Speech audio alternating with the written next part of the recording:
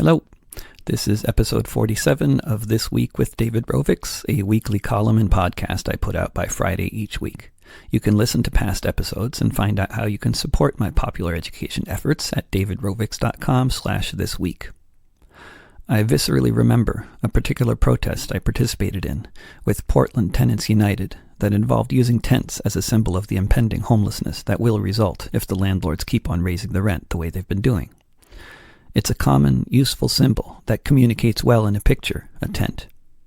But there was that one protest when a bunch of actually homeless teenagers asked us, "What are you going to do with them when you're done?" If one of the tents had been mine, I probably would have just given it to the kids who asked about it. I didn't see anyone giving them one of the tents, though. After all, each of them was probably owned by a hard-working tenant there to protest against landlords and rent hikes. It probably cost $80 or so and was used for camping with the kids and going to festivals when it wasn't being used to protest landlords in downtown Portland.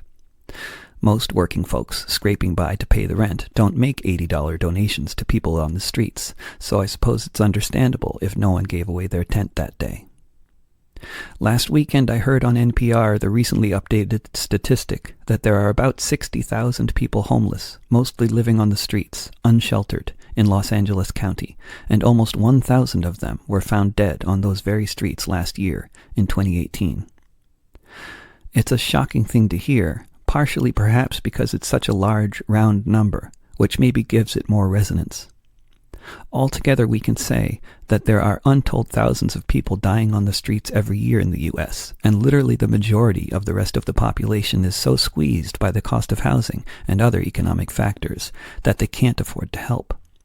They have no savings, only debt. 4 in 10 people in the U.S. can't afford an unexpected expense of any kind if it's greater than $400, according to a recent study. Many people are living in such cramped conditions that having one's own bedroom is increasingly becoming a middle-class fantasy. In the suburb I grew up in, no one was homeless. Tents were strictly for camping. Cars were for transportation, and maybe sleeping in if you got caught in a blizzard or something. When my family made trips into nearby New York City and I saw people living in cardboard boxes beneath bridges and such, to me it was like going to Mars. A completely different reality. These gray, often bearded faces of ruined human beings, shivering, abandoned, waiting to die, it appeared to me.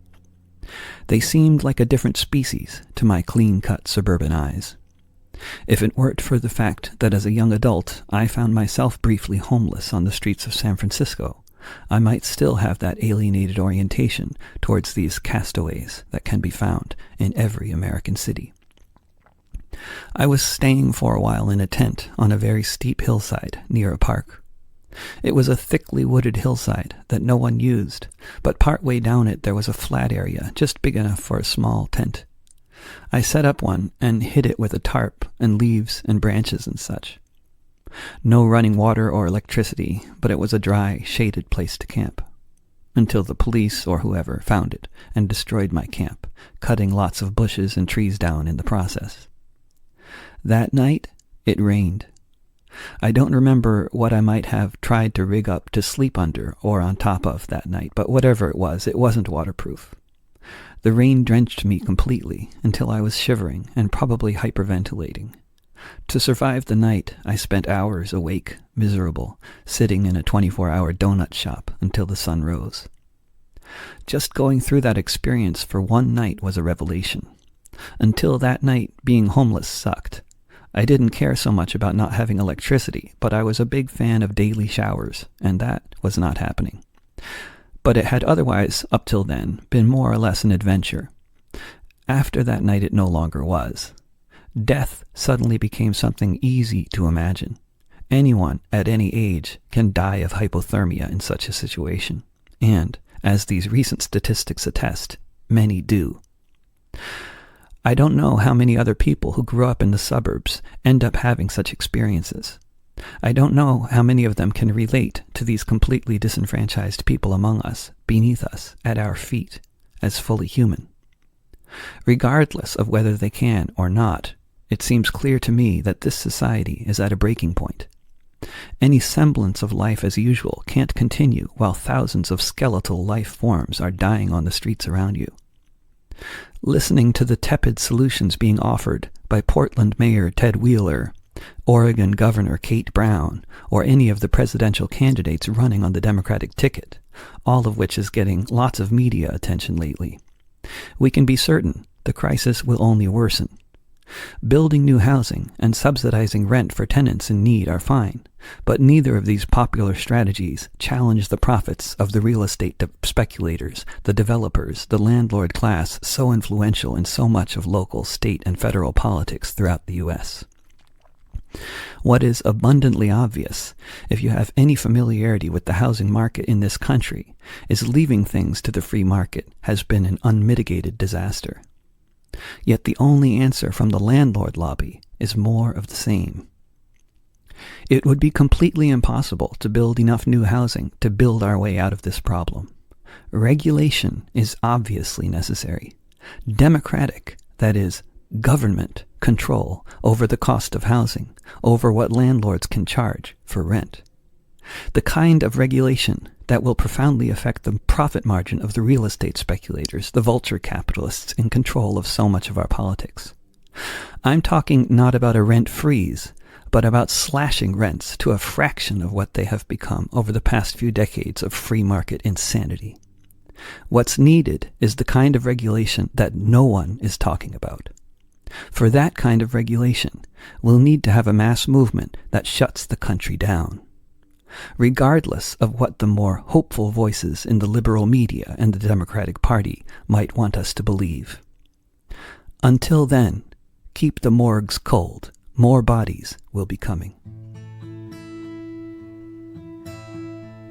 It's 2019, and looking around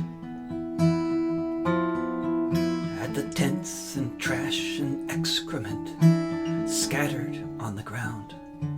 So many mansions overlooking the sea. Stretch limos, Rolls Royces, and movie stars all over Los Angeles County. It's 2019. And one thing I know is most people wish we could rewind to a couple of decades ago. Before the rents tripled, folk began to move out into their cars, into their tents, where drivers look on however loudly you shout. It's 2019, but in a black and white photo, it could be 1929, wherever you go. In every single neighborhood, hungry people wonder why some make billions on a blockbuster while so many are left out to die. It's 2019, where every 8 hours someone is found cold on the sidewalk beneath the glass and steel towers in the wealthiest nation in all of human history.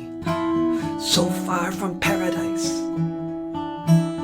so close to Walt Disney. It's 2019. There's no Dust Bowl, just real estate speculators and all the lives they stole. I don't know what to think when I hear the reporters say 1,000 people died last year living on the streets of LA. It's 2019. That was Living on the Streets of LA, a song I wrote last weekend. After recording this podcast, the wonderful artist who makes all the thumbnails for each episode, Kalindi Jackson, shared an SF Weekly article with me about how the San Francisco Police Department had confiscated over 1,000 tents from homeless people only hours before a huge storm came last February, which had been predicted to roll in. This has been episode 47 of This Week with David Rovics. Any broadcaster who wants to include any of my podcast episodes in their radio or internet programming is very welcome to do so. I also have a shorter and even more frequent podcast called Song for Today.